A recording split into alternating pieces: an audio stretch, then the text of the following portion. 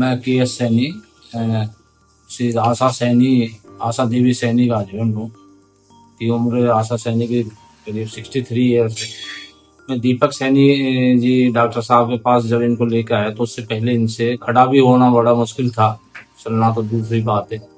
लेकिन दिखाने के बाद में, डॉक्टर साहब के ऑपरेशन के बाद में आज आपकी उपस्थिति में ये चल भी रही है। सीढ़ियाँ भी चढ़ाई है, सीढ़ियाँ खुद ही उतर के भी आई है। काफ़ी महसूस भी है, बहुत बढ़िया महसूस भी कर रही है।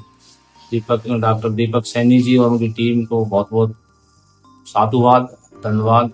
और उनके सहयोग के लिए मैं बारंबार धन्यवाद देना चाहूँगा। दूसरों के लिए भी मैं इसको कहना चाहूँगा, उससे भी अगर कोई किसी के कोई प्रॉब्लम है तो डॉक्टर दीपक सैनी जी से संपर्क करें।